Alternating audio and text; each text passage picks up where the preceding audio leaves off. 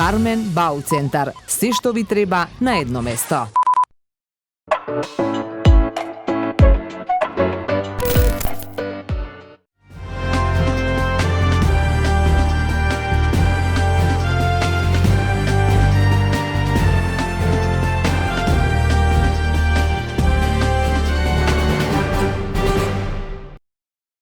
Охрид конечно го решава проблемот со паркирањето. За 10 дена започнува изградбата на катната гаража во градот. Објектот ќе се гради на просторот на градскиот пазар, ќе биде со 5 ката и ќе обезбеди околу 200 паркинг места. Со катната гаража ќе стопанисува јавното претпријатие Градски пазар. Овој капитален проект, кој со години беше меѓу најголемите барања на охриѓани, се очекува значително да го олесни паркирањето и да го намали сообраќајниот метеж во центарот на градот. Она што е долго очекувано од страна на граѓаните или без исклучок на оние кои што се на така наречените јавно испитување на мислењето, топ приоритет на граѓаните беше катната гаража во сите овие 10 години изминати, така да од сега за 10 дена започнува, имавме успешен тендер, така да започнува официјално изградбата на катната гаража во Охрид. Пред почетокот на туристичката сезона во теке и реконструкција на плоштадот Чинар. Она кое што е за нас битно е динамиката и рокот за изградба, во основа на што гледам на теренските активности, како се изведува, се очекува пред самиот почеток на туристичката сезона да имаме еден вид на нормализирање на ситуацијата и нормален пристап и на граѓаните и меѓутоа и на сите оние кои што сакаат да уживаат во Охрид, а тоа и беше наша цел како локална самоуправа. Министерот за локална самоуправа оствари средба со градоначалникот на Охрид и со општинската администрација, на која што се дискутираше за бројните инфраструктурни проекти со поддршка од владата.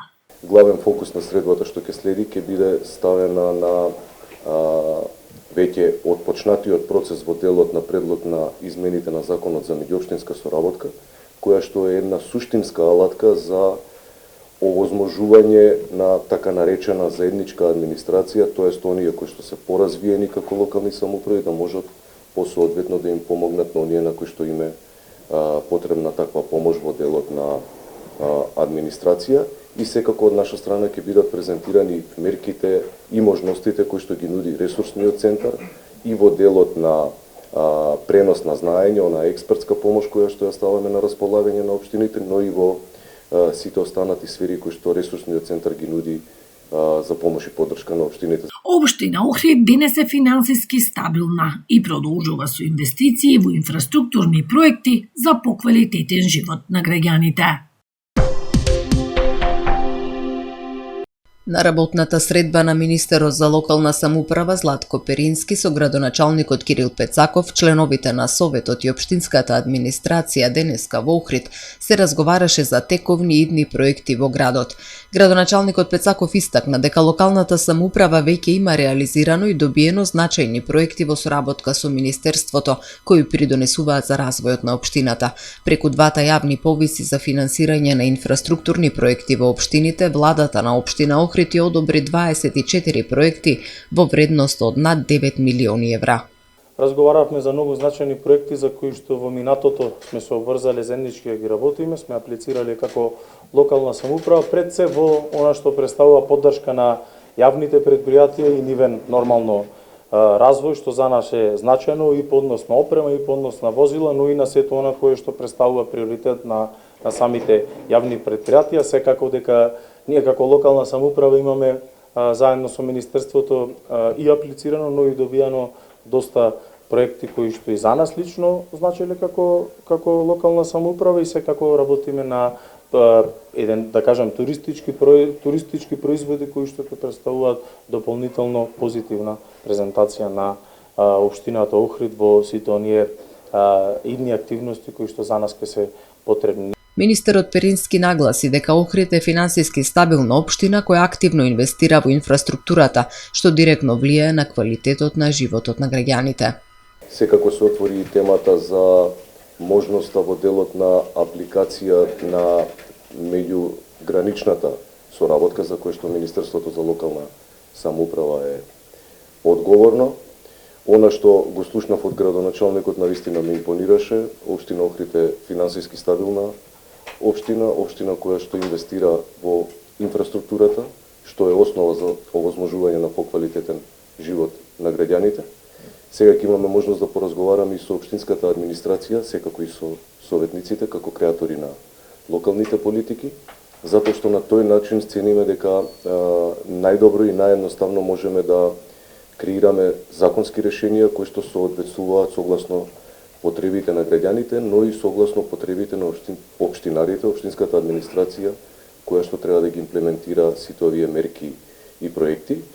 Посетата е дел од караванот каде што срцето е дома на Министерството за локална самоуправа, чија цел е преку директна комуникација со локалните власти и администрацијата поефикасно да се креираат законски решенија усогласени со реалните потреби на општините.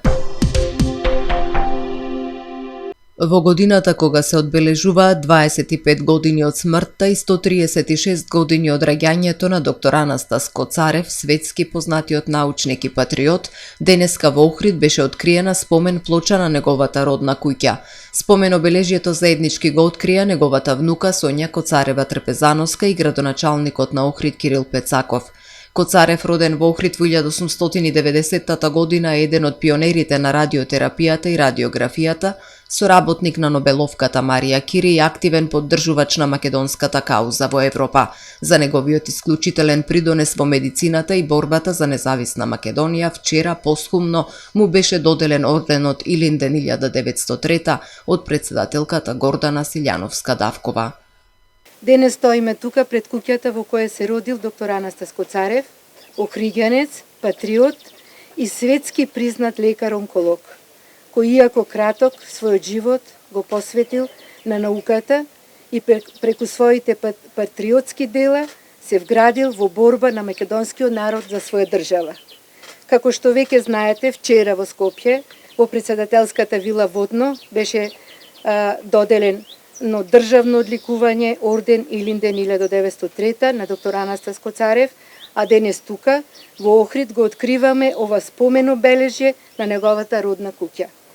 Како фамилија упатуваме срдечна благодарност кон Комисијата за одликување и на претседателката Силјановска-Давкова за овој грандиозен чин, а денес таа благодарност ја упатуваме и на господинот Кирил Пецаков за неговите исклучителни заложби за заштита и афирмација на ликот и делото на доктор Анастас Коцарев.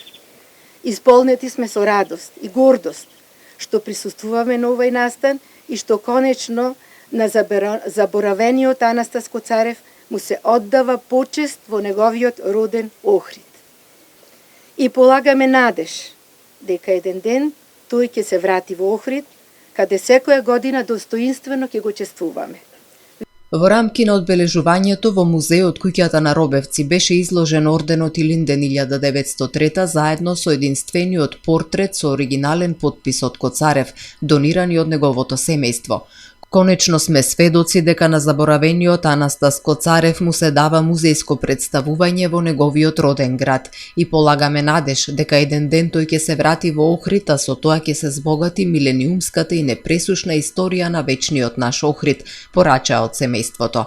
Градоначалникот Кирил Пецаков истакна дека изминативе години се работи на афирмација на ликот и делото на Анастас Коцарев, нагласувајќи го неговото значење не само за науката, туку и за Македонија.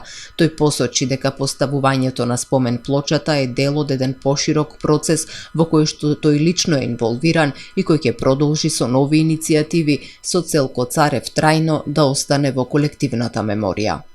Иницијативата од семејството и Сдруженијето за заборавени македонци кој што ќе биде доставено до општина Охрид за именување на значајни места, улици, булевари, плоштади во самиот град со неговото име, односно со доктор Анастас Коцарев.